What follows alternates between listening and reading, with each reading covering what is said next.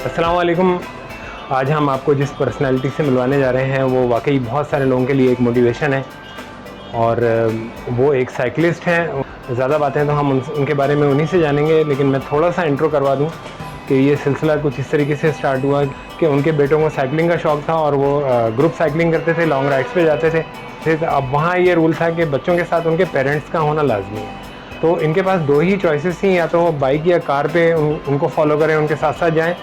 तो इन्होंने सोचा कि क्यों ना मैं ख़ुद भी साइकिलिंग स्टार्ट कर दूं और मैं इस स्पोर्ट के अंदर पूरे तरीके से इन्वॉल्व हो जाऊं और बच्चों को भी मोटिवेट करूं और मेरी ख़ुद की भी हेल्थ इंप्रूव हो।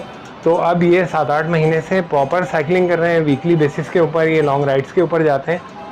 तो आइए आपको इनसे मिलवाते हैं और इन्हीं से पूछते हैं साइकिलिंग के बारे में कुछ बातें। तो इनका नाम है सलीम पीरवानी। तो आइए इनसे चंद बातें। सलीम भाई ये बताइएगा कि आपको साइकिलिंग का शौक़ किस तरीके से हुआ। तो आप मैंने थोड़ा सा इंट्रो करवा दिया है, लेकिन आप अपनी ज़बानी बताइए और फिर ये भी बताइए कि साइकिलिंग के अंदर ऐसा क्या प्लेजर है और साइकिलिंग के क्या बेनिफिट्स हैं। अस्सलाम वालेकुम। मेरा जो साइकिलिंग का शौक़ आया वो मैं जिसमें इंटरेस्ट मेरा पैदा हुआ तो वो ख़ास तौर पर मेरे बच्चों को देख के हुआ, क्योंकि मेरे बच्चों को मैं सपोर्ट करना चाह रहा था कि वो लॉन्ग राइड पे जाएं, रोड राइड पे जाएं ग्रुप्स के अंदर।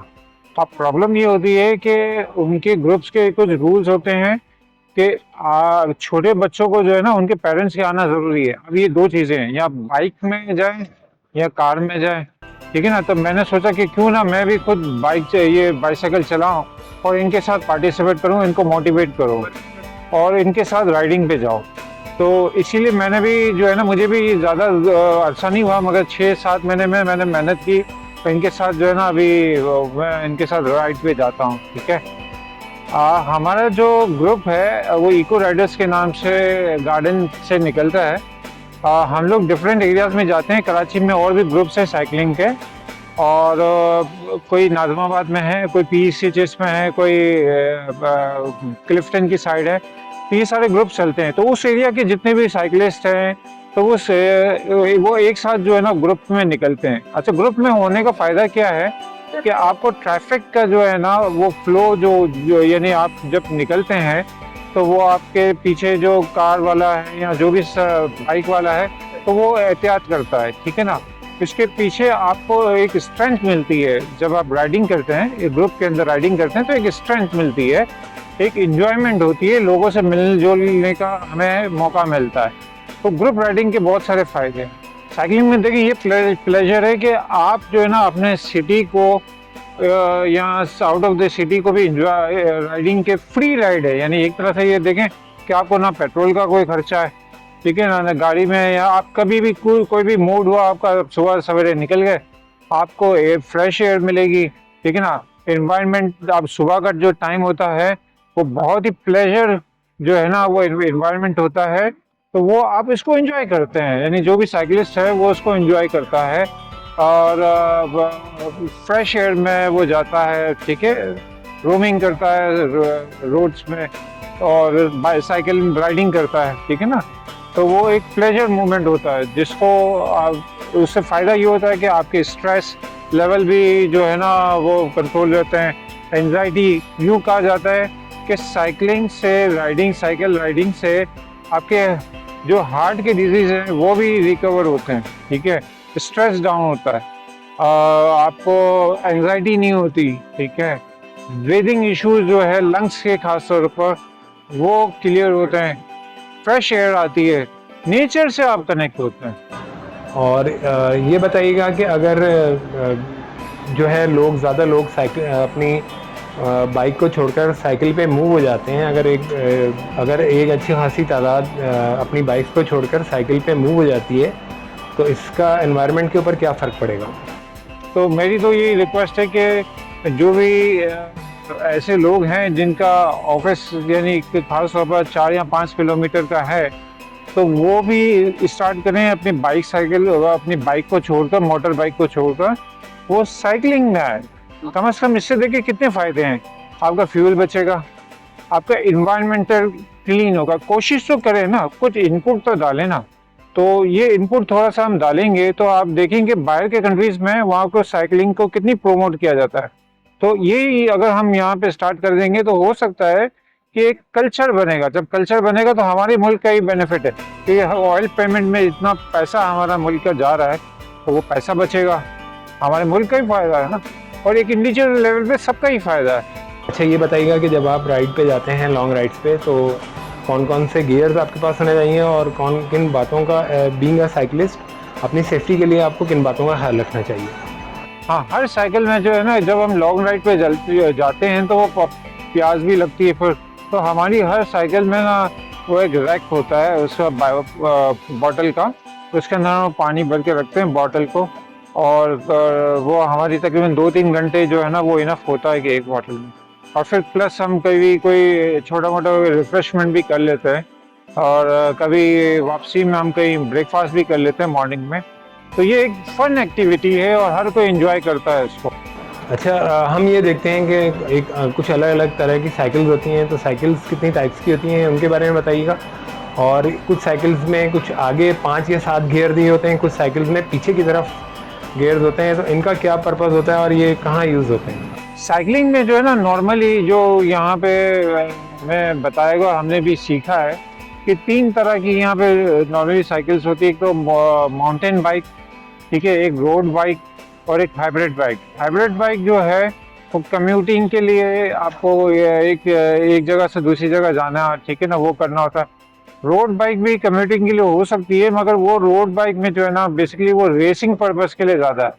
और माउंटेन बाइक भी लोग करते हैं, बहुत सारे लोग कम्यूटिंग के लिए, मगर ऑफ रोड के लिए जो है वो माउंटेन बाइक बेस्ट रहती है, क्योंकि उसकी ज्योमेट्री ऐसी बनी है, उसको डिज़ाइन ऐसा किया गया है कि वो कच्चे रास्ते पे या पहाड़ पे जो है ना वो चलने के लिए माउंटेन बाइक इज़ बेस्ट।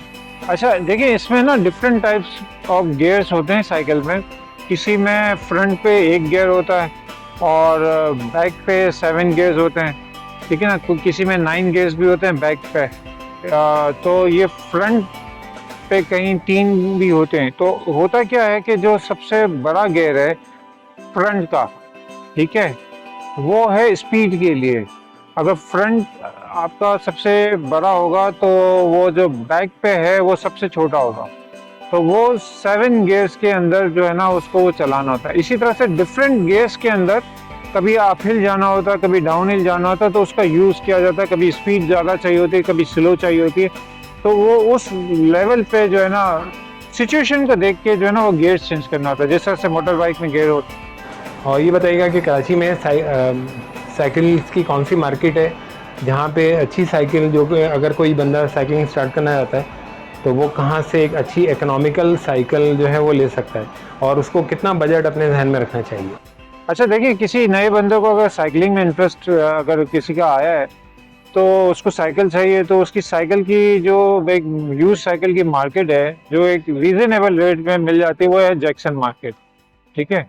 वहाँ पे सिर्फ ये देखना होता है कि कौन सी टाइप की साइकिल चाहिए। वैसे जो प्रिफर्ड साइकिल है ना वो एल्युमिनियम की है, ठीक है ना। एक एल्युमिनियम की साइकिल आपको एक नॉर्मल 5-5.5 वाले बंदे को, यानी फिट वाले बंदे को, तकरीबन 20 से 25 हज़ार में अच्छी मिल जाती है, ठीक है ना।